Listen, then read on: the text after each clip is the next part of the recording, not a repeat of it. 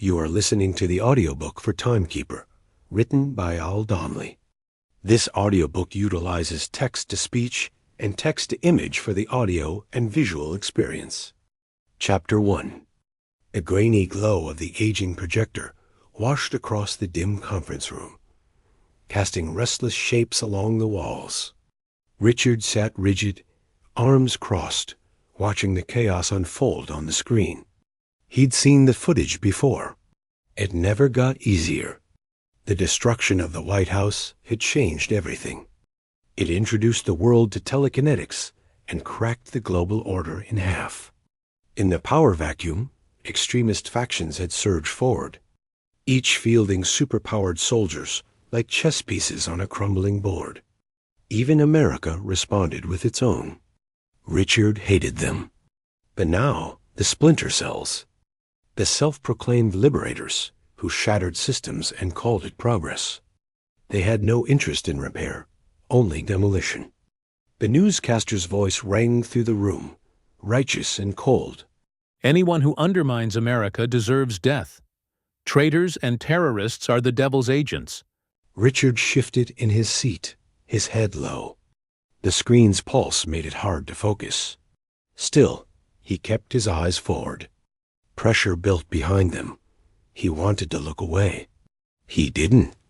The footage shifted, burning streets, shattered windows. Terrified civilians pulled from their cars. It was more than protests. It was an unraveling. He clenched his fist. His thumb brushed against the metal rim of the old watch on his wrist. It ticked steadily, as it always had. A gift from Mr. Parker, worn and scratched. He had worn it every day since. This is what they've become. These are our children. The broadcast cut to a rally. President Scott stood at a podium, fists raised, a titan in a suit. His voice thundered with conviction. Rampant crime and terrorism have desecrated America. I cannot keep you safe if I'm constrained by the corrupt, old, and slow members of Congress. God will be my check. With him, we will restore balance. Richard's gaze drifted across the room. No one else seemed disturbed.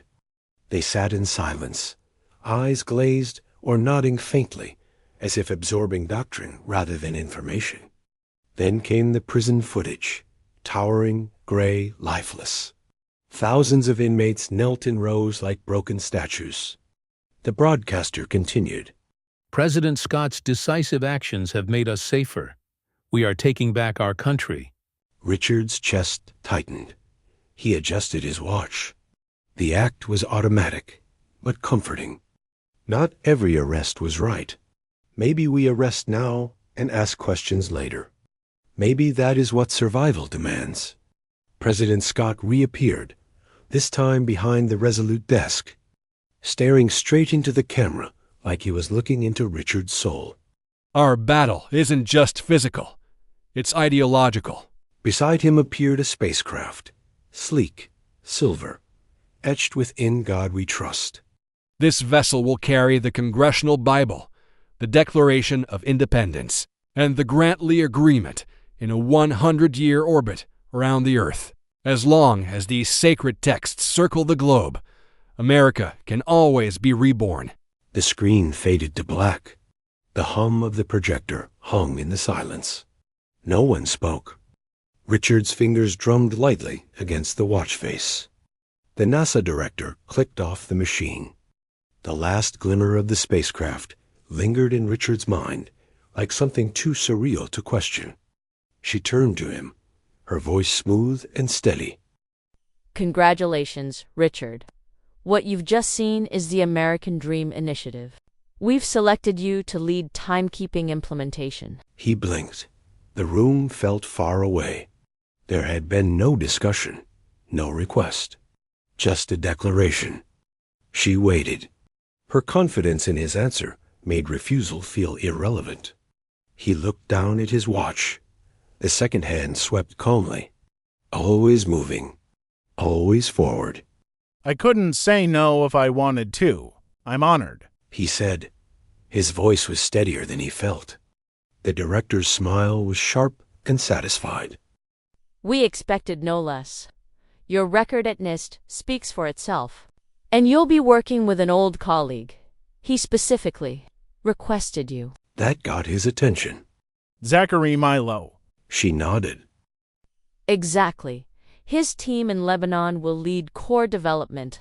You'll act as liaison. He absorbed that for a moment. The mission's religious tone still sat wrong with him, like an equation that refused to balance. But he understood the power of symbols. People needed something to believe in, especially now. He exhaled, shifting the weight of the decision across his shoulders. Thank you. I'm ready to begin. The director rose, already moving on to the next task. Richard remained seated. The quiet tick of his watch filled the space she left behind. Chapter 2. Richard's footsteps echoed against the polished tile of the NIST lab floor. Crisp white walls stretched around him, bathed in fluorescent glow. The low hum of machines filled the sterile air, a rhythm more familiar than sleep. His watch ticked quietly on his wrist. The sound grounded him. 1 second, then the next. This was his world. Steady, measured, predictable. Glass-fronted cabinets cradled atomic clocks in their sterile embrace. Each one ticked in silent service, synchronizing satellites and nations alike. To Richard, their symmetry, precision, and quiet constancy made them beautiful. They offered not just measurement, but meaning. Fragments of clarity in a world that often refused to hold still.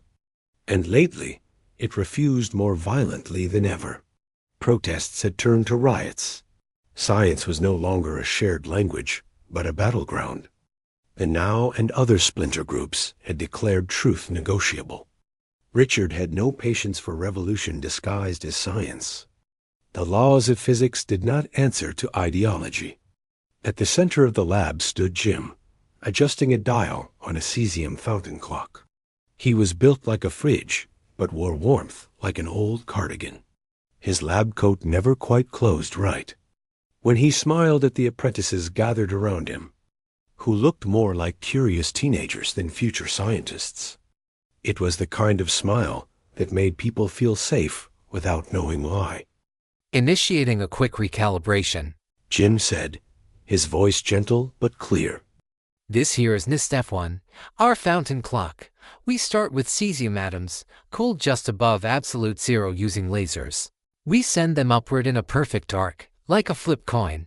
They pass through a microwave cavity twice. He turned the dial gently. When they fall, we measure the shift. The microwave frequency that causes the most transitions becomes our definition of a second. He tapped the casing and added, Elegant, isn't it? A quiet murmur of agreement followed. The apprentices scribbled notes, eyes wide. Richard watched from the side, arms crossed. Jim had a way of making the abstract feel tangible, like time itself was something you could hold in your hands. Richard appreciated that. Jim never needed to raise his voice. His calmness steadied the room. Further back, Nathan worked in silence. His posture was perfect, every motion deliberate. He tuned a hydrogen maser with an intensity that bordered on obsession. Nathan had been raised in a military household, and it showed in everything from his posture to his punctuality.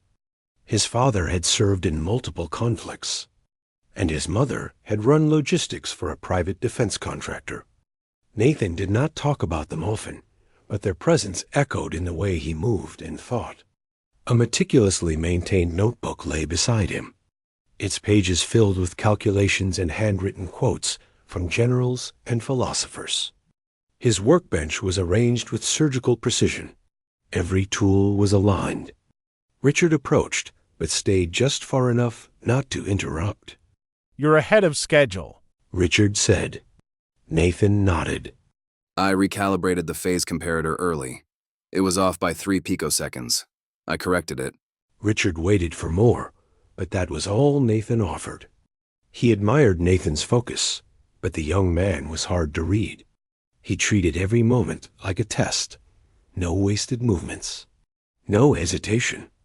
At the far end of the lab, a kind of energetic chaos took hold. Andrew's red-orange hair was as unruly as his workspace. His lab coat had been customized into something between a mechanic's apron and a punk vest. Wires, notes, and candy wrappers spilled across his bench. Richard walked over, already bracing himself. Try keeping a somewhat organized space this time. Andrew looked up with a grin and saluted with a screwdriver. I'm on the verge of something revolutionary. Maybe, probably, we'll find out. He sprang up and hugged Richard without warning. I'm exploring atom configurations in lattice traps. Strontium's looking spicy, Dad, he said with mock reverence. Richard tensed. I'm not your father. You are Lab Dad. It's official. I made you a badge. He pulled a button from his pocket that read Dad, underlined in glitter. When the other apprentices say it, it's accidental. When you say it, it's on purpose. That's what makes it funny. Richard narrowed his eyes. Do not make me assign you back to Nathan. Andrew's smile vanished. He makes us do ethics push-ups. Then behave. Andrew bowed dramatically. As you command, Time Sensei. Richard shook his head, hiding a smile. Andrew's brilliance was scattered across 10 different projects and half a dozen unfinished simulations. But his instincts were sharp. He saw patterns others missed. Even his nonsense had a strange logic. These were his students, his legacy.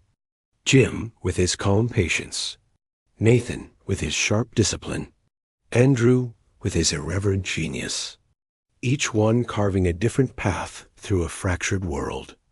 Richard moved to his workstation, a cup of lukewarm coffee, a personal project, a tangle of wires and Nixie tubes, his latest clock, useless to anyone but him. He glanced at his watch. The second hand swept forward, undeterred. He opened his inbox. A new message from Zachary Milo. Subject DSAC-2 breakthrough. Richard stared at it for a long moment. Then he clicked. The lab lights dimmed slightly as the end of the day approached. The students filtered out, leaving only Richard and the 3 others. Jim moved through the room with quiet purpose. He began organizing the tools scattered across workbenches, returning each piece to its proper drawer.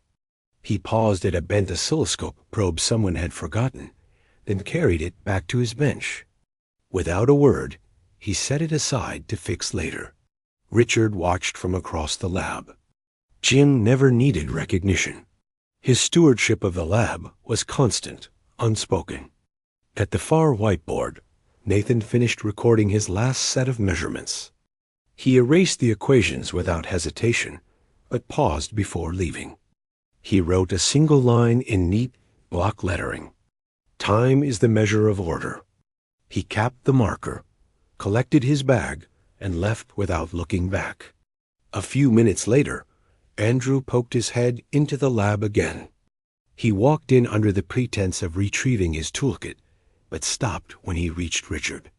You know, this place feels like it's holding its breath once everyone's gone, he said, grinning. Like the clocks are gossiping about us. Try not to bore them while we're gone. Before Richard could reply, Andrew gave an awkward wave and disappeared into the hallway. Richard stood alone for a while. The lab was quiet now. Just the steady pulse of equipment and the faint ticking of his watch. He turned back to his terminal. Zach's message waited on the screen, silent and still. Richard looked down at the watch on his wrist. The second hand moved with quiet precision. A gift from another time, from someone who had believed in both of them. Richard closed his eyes. And just like that, he was there again, 15 years old, rain speckled across his suitcase. The smell of pine and oil thick in the air as he stood at the gate of Mr. Parker's cottage for the first time. Everything he had ever known was packed into that case. Everything ahead of him waited beyond the door. Chapter 3. Massive oak trees arched overhead, their branches whispering softly in the breeze. They formed a natural barrier around the small stone cottage, shielding it from the noise of the world beyond. Gravel crunched under Richard's shoes as he made his way up the winding path. His heart beat faster with every step. The scent of tulips and roses hung in the spring air, gentle and warm. It wrapped around him like a memory just out of reach, something waiting to be made. The cottage door stood round and wooden, centered neatly in the stone wall. It looked like something from a storybook. He paused to brush the dust from his shoes, smooth his flannel, and rake his fingers through his messy hair. He knocked. Footsteps approached. The door creaked open. A wave of warm air, rich with the smell of apples and cinnamon, rolled out to greet him. You must be Richard. A boy, only a few years older than him, stood in the doorway with a friendly smile. His hair was neatly combed, a dark chestnut that caught the warm light from the cottage. He wore linen clothes that looked broken in rather than worn out, and his posture carried an easy confidence, like someone used to being trusted with responsibility. I'm Zach. He said, Lead apprentice, we'll be working and living together. I think we'll be fast friends. Richard hesitated for a moment and then nodded. That would be nice. I could use more friends. Mostly, I just have books and clocks. Zach chuckled and clapped him on the shoulder. You already sound like one of us. Come on. I'll give you the tour, young protege. They stepped inside, and Richard's eyes widened as he took in the details. The floors were made of worn oak planks that creaked underfoot. Clocks of all shapes and sizes lined the walls, ticking gently in unison. The furniture was simple but crafted with care, pine smoothed by years of use. Small faces peeked around doorways. Other apprentices, curious and watchful, studied the newcomer with quiet interest. Richard stood straighter. Zach led him into the kitchen. At the counter stood an older man, slicing into a pie with a well-practiced hand. His white hair swept back into a sharp widow's peak. A worn brown utility jacket hung over his blue Oxford shirt, its pockets filled with timepieces and tools. He turned with a smile that reached his eyes. Perfect timing. You must be my new apprentice. Richard stepped forward and accepted the plate of pie that was handed to him. The smell alone made him forget how nervous he was.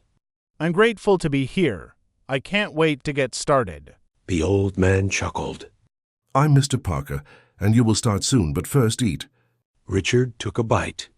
The crust flaked perfectly. The apple filling was warm and spiced, sweet in a way that made him feel suddenly at home. Mr. Parker watched him for a moment, then sat down across from him. This opportunity isn't easy. He said, You'll learn techniques refined over thousands of years, but most people give up early. They want quick results. That's not how time works. He gestured to the surrounding clocks, ticking steadily all around them. You'll spend days and years fine-tuning things no one will ever see. It requires patience. It requires devotion. Richard listened closely. The weight of the words settled into his chest. Mr. Parker reached into his jacket and pulled something from one of the inner pockets. It was a wristwatch, old and scratched, but beautiful, in a way only something well used could be. The second hand ticked softly. This was mine, he said, passing it across the table. It still runs. Let it remind you that time is always moving and you still have a place in it. Richard turned the watch over in his hands. It was heavier than he expected. Thank you. I'll take care of it. Mr. Parker smiled. That's what I'm counting on. Welcome to the family, Richard. He looked down at the half-eaten pie, then back up at the wall of clocks, ticking together like a chorus. For the first time in a long time, he felt like he belonged somewhere. Later that evening, after the sun had dipped behind the trees, Zach found Richard on the back porch of the cottage. The cicadas hummed in the distance. You survived dinner without flinching. Zach said. You're officially one of us. Richard smirked. Is that the only requirement? Pretty much. That and not messing with the grandfather clocks. They walked a short path through the trees to a clearing where a simple stone pedestal stood. The sundial on top had weathered marks and a faint etching of a name long worn away. This was the first timepiece I ever built. Zack said. Mostly symbolic, but it taught me something important. What's that? Richard asked. That time always leaves a mark. Even if you build it perfectly, nature pushes back. Shadows drift, stones shift. It reminds you you're part of something you can't fully control. Richard looked at him. And you find that comforting? Zack nodded. Terrifying, too. But if I'm going to be a small part of something huge, I'd rather build something that helps people find their bearings. Richard didn't respond right away. He looked at the sundial and at his new watch. I think I'd just like that it doesn't lie. Zack smiled. That's a good start. He sat on the edge of the pedestal and looked out toward the trees. I never really thought about doing anything else. Zack said. Not seriously. I like the idea of being part of something bigger, something that moves the world forward. This work, progressing the science even just a little, makes me feel like I matter. Richard leaned against a tree, arms crossed. I used to take apart broken clocks just to see how they worked. The way everything fit together made sense. It was the first time I felt like I understood something that didn't change depending on who was asking. Zack nodded. I want to build things that outlive me. Something people can count on when the rest of the world's coming apart. Richard hesitated, then said, I just want to do something that matters, even if no one ever knows it was me. Zack looked over. That's why you'll be good at this. They stood in the quiet for a few moments before heading back. Richard did not know then how far their paths would drift. But that night, in the hush of the woods and the tick of distant clocks, it felt like something had begun. Chapter 4. The next morning, Richard settled into his desk at the lab. The gentle hum of electronics and the faint ticking of a wall clock formed a familiar cocoon around him. He opened his laptop and began the usual routine: reports, logs, budget notes. Still, his thoughts kept drifting back to the message he had read the night before. From Zachary Milo. Subject DSAC-2 breakthrough. He opened the message again. Zachary's team in Lebanon had made a significant leap in the development of the deep space atomic clock successor. DSAC-2 would be more compact, stable, and suitable for long-duration autonomous missions. It was the kind of progress that redefined precision. He reread the technical summary and leaned back and glanced at the cluttered corner of his desk. Resting near a half-built personal project, his watch ticked quietly. It always did. Its rhythm offered no praise, no blame. Just forward. Years ago, the Middle Eastern Institute of Time had stunned the scientific world with DSACI, a mercury ion clock that stabilized a quartz oscillator using hyperfine transitions. Their success had sparked admiration and quiet envy, especially within Western labs. Lebanon had become more than a center of innovation. It was a sanctuary, a place where scholars, engineers, and dreamers converged, not just because of funding or freedom, because of Eli, the world's first telekinetic. Richard rested his hands on the desk. He remembered the video clips, objects moving without touch. Eli's presence alone challenged assumptions, and his quiet resolve made the impossible feel tangible. Enhanced humanity had formed around Eli, grounded in data and discipline. They claimed telekinesis could be studied and replicated. But there was a catch. For now, the ability could only be shared through direct injection of Eli's blood. That single truth sparked global paranoia. Would telekinesis be monopolized, weaponized, erased? And under that fear, others began to rise. Groups like the Now, cloaked in urgency and conviction, were ready to burn everything that did not keep up. Richard distrusted them all. Progress that demanded collapse was not progress. It was theater. Richard rubbed his temples. He had once been invited to join Zach in Lebanon. A tempting offer, creative freedom, global impact, real progress. He had declined.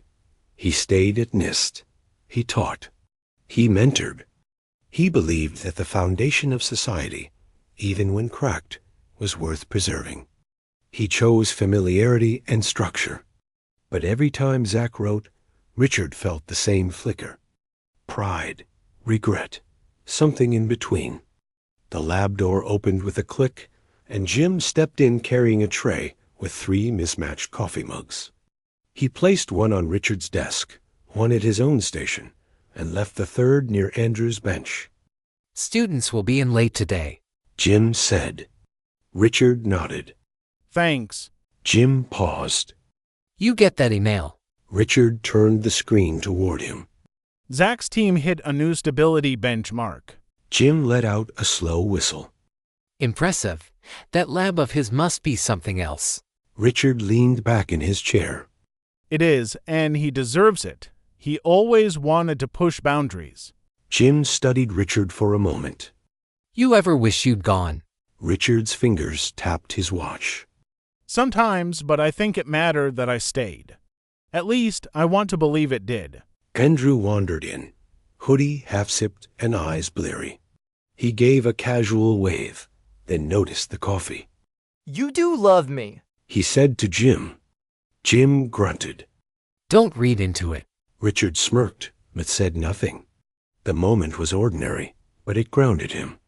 Nathan entered last, already mid-sentence in conversation, with 2 apprentices trailing behind him. He carried himself like someone whose time was budgeted down to the minute.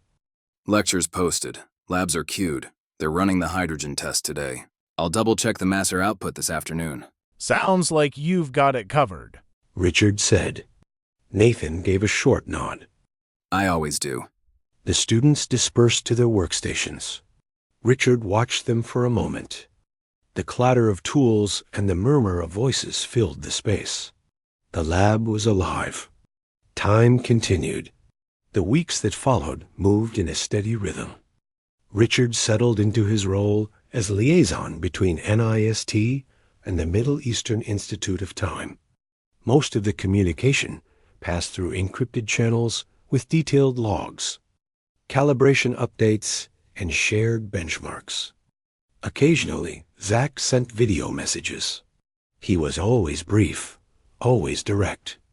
In the background, Richard sometimes caught glimpses of the meat labs, sunlit spaces filled with layered equipment, laughter, and motion.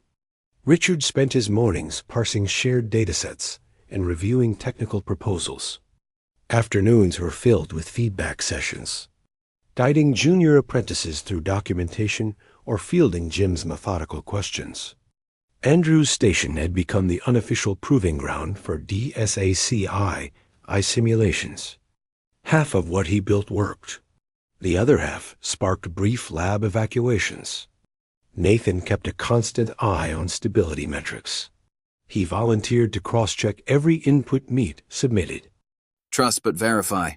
He often muttered, though Richard noted how rarely Nathan found a real problem. He wondered if Nathan hoped to find one. There were no big announcements, no ceremony, just the quiet progress of collaboration. Richard and Zach spoke almost daily now. Their video calls started with calibration figures and log updates, but small habits crept in. Zach would mutter to himself as he adjusted a dial. Richard often replied without waiting for context, anticipating the direction of his thoughts. Once, Richard spotted the same smudge on Zach's glasses several days in a row.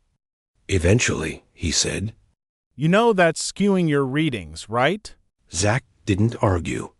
He just laughed and wiped them clean. Another day, when a set of timing deviations showed up across 3 runs, Richard flagged the pattern before Zach had finished his sentence. Yeah, I was getting to that. Zach mumbled, but he was smiling when he said it. It felt, for a while, like the old days. Not exactly a return, but a rhythm they both remembered. The trust hadn't vanished. It had just settled into a quieter shape. Some evenings, after the last files were exchanged and the line went quiet, Richard would sit back and stare at the blank screen. He missed the noise of their earlier work, the debates, the laughter. But this quiet partnership still mattered, still felt like it meant something. He looked down at his watch and listened to the ticking. As long as it moved, so would he. For now, everything was holding together. Chapter 5. The morning began like any other. Richard arrived early. The lab was quiet, lit only by the steady glow of monitors and overhead fluorescence. He reviewed overnight logs, checked in with Nathan about maser stability, and listened half-heartedly as Andrew tried to pitch a redesign of the maser array based on thermal drift compensation. Jim stood nearby with coffee and a raised eyebrow, clearly unimpressed. By mid-morning, the rhythm of the lab was in full swing. Apprentices moved through their routines. The DSAC 2 simulations continued. Richard sent a quick note to Zach, confirming the latest benchmarks, and checked his watch. Everything was on schedule. Then came the alert. A soft chime from the secure terminal.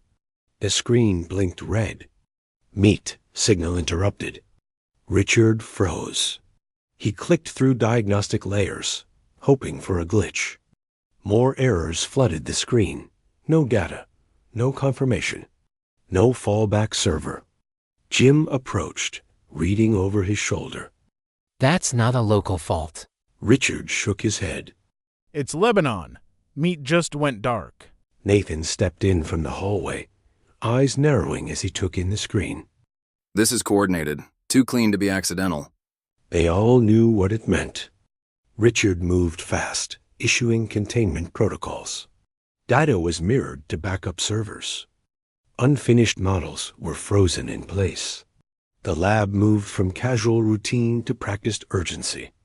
Then the next alert appeared. NIST security alert. Emergency protocols activated. All staff standby. Jim read it aloud, then exhaled. They're not wasting time. Within the hour, a secure call was initiated by NIST's internal security team. The same woman who had delivered Richard his assignment appeared on screen. Her voice was steady but tense. Early reports confirm a precision strike on the Middle Eastern Institute of Time. Satellite surveillance identifies multiple hostiles with minimal local resistance. We suspect the Now is responsible. Richard's jaw clenched. No mention of Zach. No update. Just assumptions. Richard looked up. The Now. They're just anti-government. Since when do they go after scientists? The Now started as anti-government, pro-open source. They believed information should be free and institutions held accountable. But after the unrest in Lebanon, something shifted. They stopped warning and started striking. She tapped a panel and played a recording. A synthetic voice echoed through the speakers. America will soon collapse. Its military has splintered. Each faction seeks more telekinetic power. Their leaders see themselves as gods. They deform scientific institutions to tighten their grip. If the Now doesn't act, non-military science will cease to exist. The clip ended. Static filled the space left behind. She spoke again. They justified their attacks as acts of preservation. But this is not resistance. It's annihilation. Their leader, faceless, wants to erase what remains of order. She played a second clip. Time is the basis of all things. We should not reference the birth of Jesus to determine the year. We will reset global clocks and usher in a new age of logic. No more caveman sentimentalities. No more invisible men in the sky. She looked back at the camera. This wasn't just an attack on meat. It was a message. And they intend to send more. Richard left the meeting with more questions than he arrived with. He had always seen the Now as reckless and dangerous. But this was something else. This was war dressed as idealism. And yet the words dug in. Resetting time. Erasing God. It sounded like heresy. And yet, part of him knew exactly how many people were ready to cheer for it. Back in the lab, The students had been pulled into a separate room. Jim stood by the door, arms folded. They're scared. He said. And so am I. Richard nodded. He entered the room. Nathan was briefing the apprentices with firm, clear instructions. Andrew sat with his hands clasped tightly, eyes darting. Even he was quiet. Richard stepped back into the lab. The students looked up from their stations. He cleared his throat. Everyone, may I have your attention? The hum of machinery softened. Conversation stilled. Today will be your last day here. The now has attacked meat. For your safety, you are being sent home. Shocked silence followed. I want each of you to spend the rest of the day wrapping up your work and saying goodbye. What you've learned here is valuable. It is rare, and it matters. He paused, glancing toward the clocks. My mentor used to say, the events we endure do not define us, our choices do. So choose to stay curious, kind, and honest. Richard stepped up beside Nathan. All apprentices are being sent home. He said. For now, parents are already en route. You'll return once we know it's safe again. Staff will be briefed separately. One of the students raised a hand. Is it war? Richard paused. I hope not, but we prepare anyway. The next hour moved fast. Bags packed, devices turned in, hugs exchanged. Richard watched each apprentice leave with a sense of helpless gratitude. He found Andrew last. You're going home, Richard said. That is not a suggestion. Andrew's face twisted.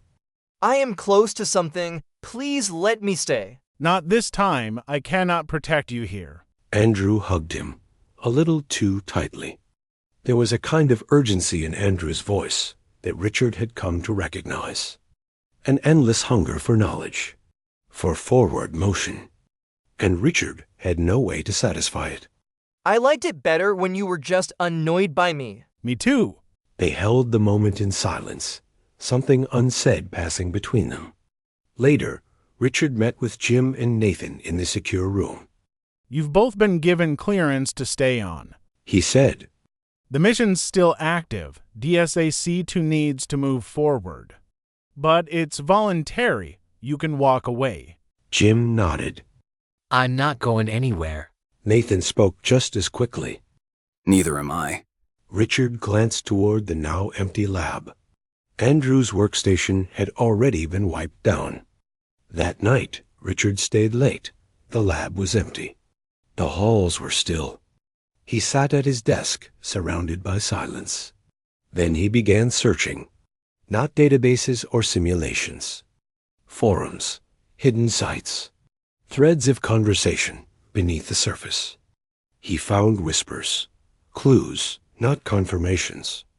Rumors said enhanced humanity had been dismantled, that the U.S. had secretly launched an operation days earlier to seize a hidden cache of Eli's blood, that the strike on MEIT was not the beginning of the conflict, but the now's response. Richard leaned back. If that was true, then it meant Faceless had been right about one thing. The government did not want to protect science. It wanted to possess it. He looked down at his watch. Still ticking. Chapter 6. A week passed. The lab's emptiness settled like dust, quietly covering everything that had once been full of laughter and footsteps. Chairs sat askew where apprentices had left them. A smudge on a monitor. A strip of tape with someone's name. Half peeled. Richard noticed everything now. Richard, Jim, and Nathan remained. They had become a quiet trio. Less a team and more a tether, holding the lab together. Each brought something different. Jim's unshakable calm, Nathan's perfectionist discipline, and Richard's thread of cautious resolve. The silence between them wasn't empty. It carried weight, history, and a growing urgency. Crates of salvaged equipment from MEIT stood along the walls, guarded and unopened like sealed truths. DSA-C2 would be completed here. Jim said little, but he moved with purpose. Every time he touched the instruments, he did so like they were heirlooms. His care was quiet, but reverent. They moved the equipment into the calibration room. The air was cooler there, still charged with tension. At the center of the room, the core system rested on its new mount. Sensors blinked softly. The room pulsed with quiet life. Jim crouched beside the array and checked the readouts. Environmental conditions are holding steady. Looks like we're ready. Richard nodded and connected his laptop to the flight computer. Code streamed across the screen in familiar waves. He moved through the calibration steps with practiced ease. The interface responded smoothly. Everything seemed ordinary. Then something shifted. A ripple in the data. A minor anomaly. Then again. He rerouted the signal to an analyzer. His brow furrowed. Jim noticed. You finding something odd? Maybe. Give me a few minutes. Could be nothing. Jim nodded and stepped out. The door clicked shut. Richard leaned in. Beneath the expected readings, a secondary pattern emerged. Encoded. Intentional. Someone had buried a message deep in the calibration sequence. He ran a translation, decoding the characters one by one. What did apprentices eat on their first day? His throat tightened. He typed, "Apple pie." The screen flickered. Richard, it's Zach. I'm safe. Each line followed like a pulse. I helped American forces infiltrate enhanced humanity. I thought I was doing the right thing. They had my family. I tried to limit the damage. They turned on everyone, scientists, students. Some were the Now, but most were not. Eli protected us. He saved me. He let me go. The Now helped me escape. They showed me what you refuse to see. NIST is next. I want you to live. Sabotage the American Dream mission. Let the world know President Scott is not invincible. Richard sat back. The light of the monitor flickered across his face. His memories clawed to the surface. Zach laughing at the sundial, arguing over oscillator tolerances, running tests late into the night. And now this. He closed the terminal, hands steady. In the break room, Jim sat with a sandwich in one hand and a weathered notebook in the other. He looked up as Richard entered. How's the calibration? Richard sat across from him. It's functional. Jim raised an eyebrow, sensing more, but he let it go. That was always Jim's way. He waited until you were ready. That night, Richard didn't sleep. He sat beside the half-finished Nixie clock, the orange tubes dimly lit, casting a glow like embers. Zach's message repeated in his mind. Not the words, but the weight of them. Let the world know President Scott is not invincible. He looked at the old watch on his wrist, still ticking. Not everything had broken yet. Chapter 7. Jim and Nathan joined him in the lab. The three of them worked side by side. Jim fine-tuned the software, his fingers moving quickly, but his expression stayed grim. He muttered to himself as he double-checked lines of code, but each correction carried a weight, like he was carving out something vital. Nathan pushed the hardware hard, running tests on voltages and signal strength with surgical precision. His jaw clenched every time a fluctuation appeared on the screen, and he wouldn't move on until it disappeared. Richard drifted between them, bridging the pieces, reading every log twice. He looked at their faces, not for data, but for signs of strain, of fear, of resolve. They didn't speak much, but in the silence, something unspoken passed between them. A mutual understanding. They had made this, together, and whatever happened next, it would be theirs. Launch day arrived. The lab glowed with blue monitors. One screen streamed the Kennedy Space Center. Another connected them to the control room. Engineers in headsets moved in tight circles. The tension filled the air. On the screen, the rocket stood tall against the twilight sky. Its hull shimmered with frost. A crowd gathered behind fences, their faces lit by the spotlights. President Scott appeared on the feed. He stood in front of the resolute desk. His voice was calm and steady. Today, He declared, we launch not just a satellite, but our soul. In uncertain times, this mission carries our ideals into the stars. Soldiers stepped forward, each bearing a glass case, the Congressional Bible, the Declaration of Independence, and the Grant-Lee Agreement.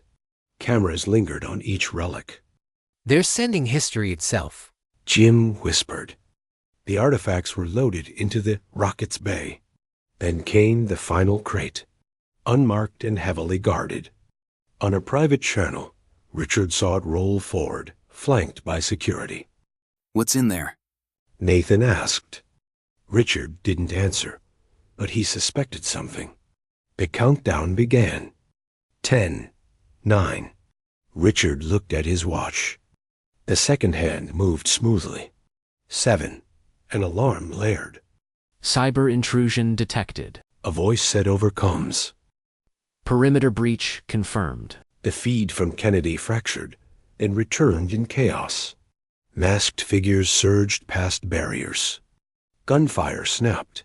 Screams. Panic. Jim's knuckles whitened. They came anyway. Richard leaned forward. The super soldiers near the rocket activated their defenses. Telekinetic shields shimmered into place.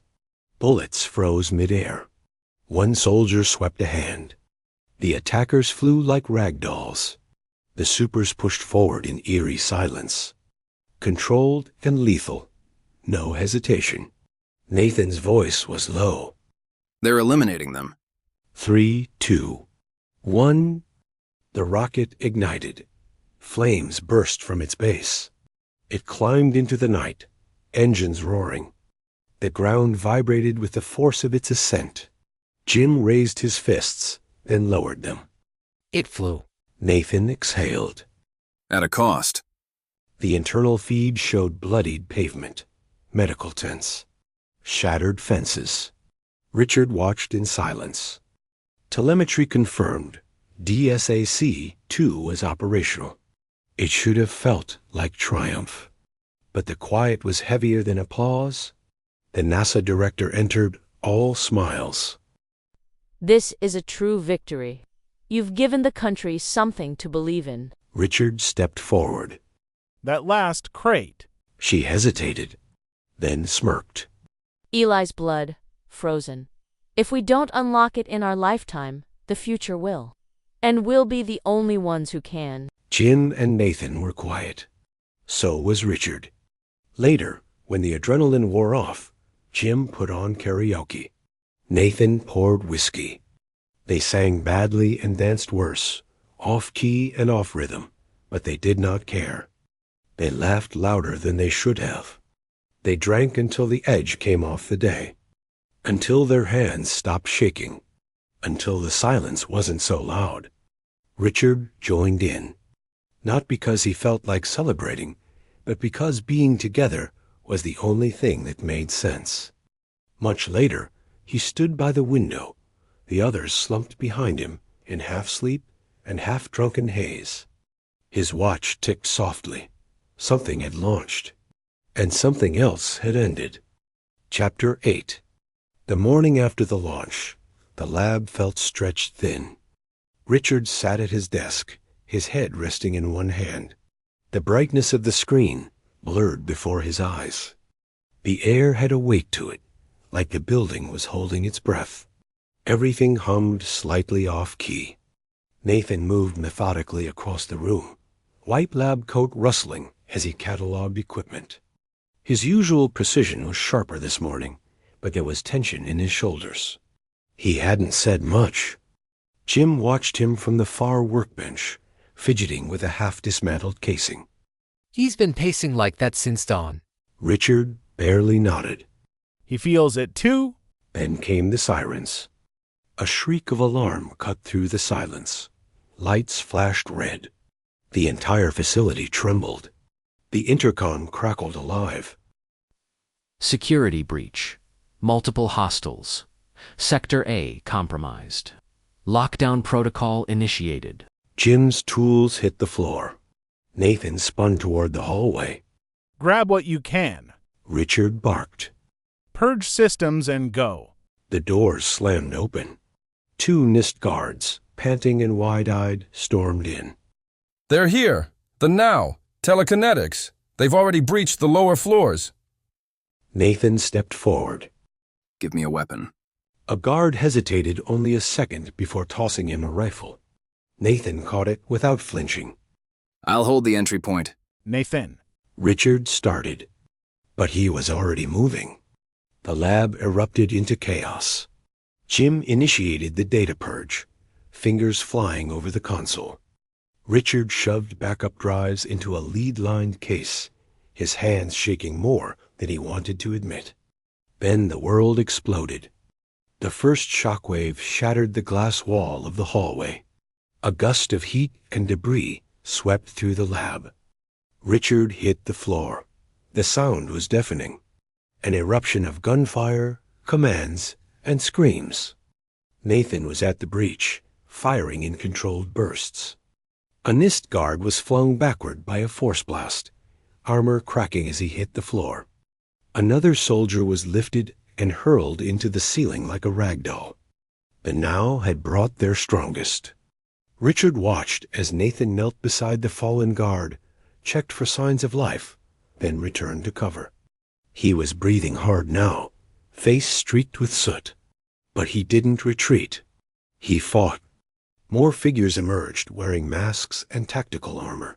One moved a hand, and a desk folded like paper. Another swept aside a row of consoles with a flick of the wrist.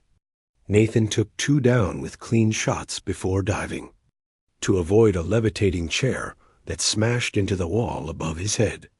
Jim pulled Richard behind a support beam. The purge is nearly done. I can't leave him. Richard whispered, eyes still locked on Nathan.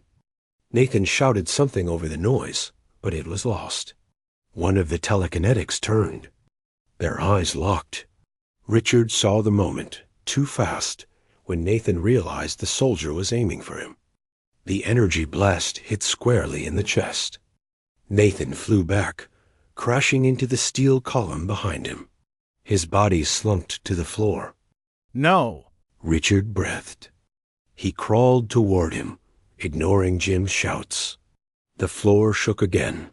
Hands yanked him back. The now soldiers, black-gloved and impassive. One drove a knee into his back. Richard cried out, straining to see past them. Nathan wasn't moving. Jim was shouting again. He, too, was tackled. The lights flickered, then went dark. Smoke filled the room. Fires burned in the distance. Richard's arms were pulled behind him. They dragged him toward the corridor. He looked down at his wrist. The watch's glass was shattered. The hands no longer moved. He didn't fight them. Not anymore. Chapter 9. Light swam behind Richard's eyelids before he opened them. The air was cold. The ceiling was smooth concrete painted white, with a single bare bulb overhead. He blinked slowly. His ribs ached. His limbs felt heavy. He didn't know how long he'd been there. Minutes? Hours? The world after the blast was a blur. Nathan's fall. Jim's shout. The hands pulling him into a van. The ride, the darkness. He sat up slowly, gritting his teeth as the pain settled in. There was a chair in the corner, and next to it, a tray with water and gauze. The door creaked. A woman entered in plain clothes. She moved like someone trained, calm and alert. You're awake, she said, her voice light. Richard didn't respond. You've only been here a few hours, she added, as if reading his thoughts. You were disoriented, dehydrated.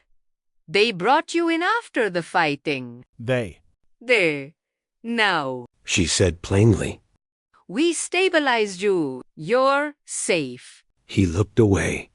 Jim. Alive, she said. He arrived separately. He's resting. Richard swallowed hard. Nathan. She paused. He didn't make it. He already knew, but the words hit anyway, like a strike to the ribs, deeper than any bruise. He had replayed it in his head a dozen times. The blast, the fall, the stillness. But hearing it confirmed cracked something open. There would be no revision, no miracle, no mistake in the data. I'll let you rest. The nurse said gently. She left. A while later, the door opened again. Zachary stepped in. He looked older, more tired than Richard remembered. Not defeated, just worn down, like someone who had burned through too much of himself. I came alone, Zach said. Richard remained seated. You came with them before. Zach nodded. I tried to keep the casualties low. Richard stared at him. Nathan is dead. Zach flinched, but didn't deny it. I saw the aftermath, I'm sorry. You still believe this was worth it. Richard didn't raise his voice, but there was something brittle under the words, something close to betrayal. Zach sat on the edge of the chair, hands clasped in front of him. I don't believe in perfect victories anymore, but I believe the old system needed to fall. You were the one who told me patience and precision could change the world. I was wrong. Zach said quietly. Or maybe I was just naive. Richard's hand drifted to the watch on his wrist.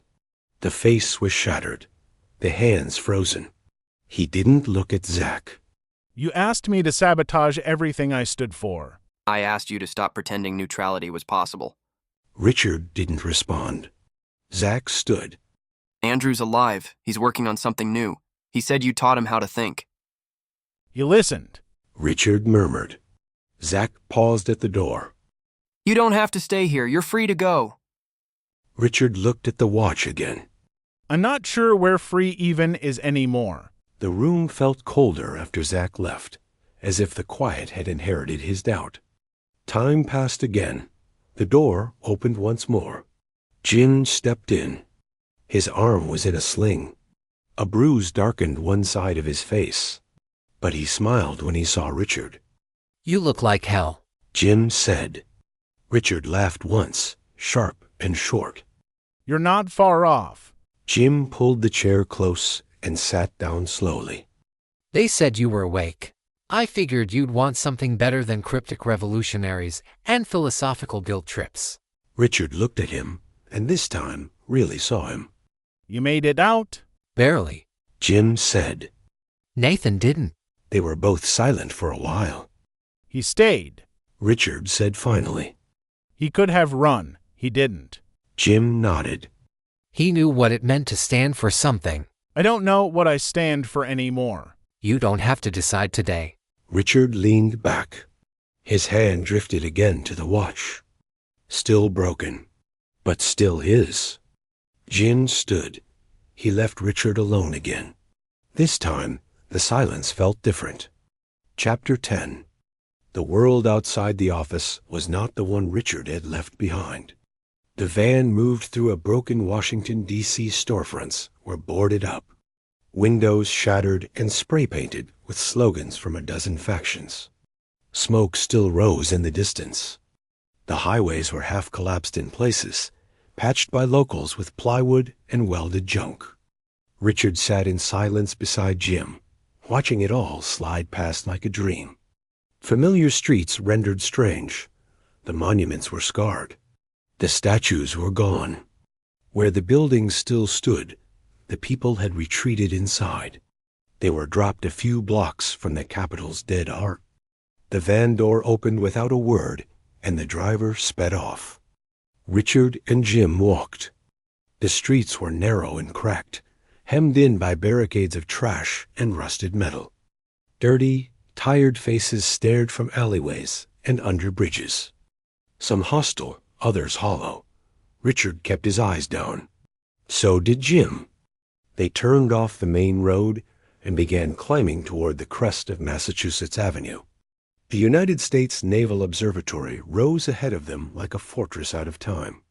Fewer windows here, thicker walls. Solar panels glinted from improvised mounts. Inside the gates, someone recognized Jim. A quiet nod passed between them, and the doors opened. The observatory had become something else. Not a lab. Not a shelter. A sanctuary. Inside, old offices had been converted to sleeping quarters. Chalkboards covered in diagrams shared space with handwritten signs. Room assignments, medical notes, shared goals. Hallways buzzed with soft conversations.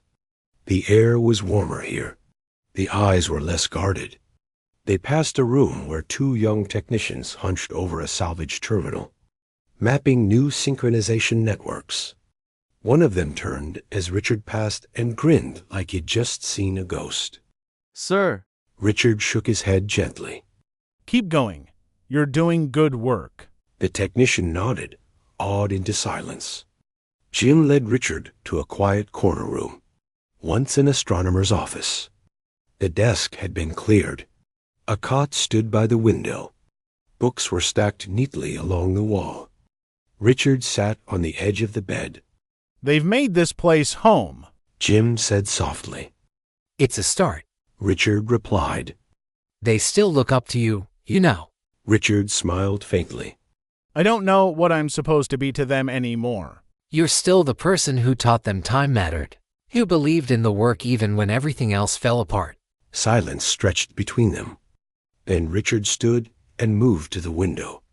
Snow fell in quiet flurries across the city below, broken and still breathing. He looked down at the watch on his wrist. The face was cracked. The hands were still. He didn't wind it.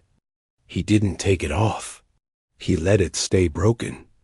Above them, somewhere, a satellite traced its silent arc around the earth, carrying a nation's relics, its blood, its desperate belief that permanence could be bottled. Down here, there was no such illusion. But maybe, just maybe, there could still be rhythm, and from rhythm, a future. The end. Thank you for listening. Continue the adventure on my channel by listening to the chosen audiobook.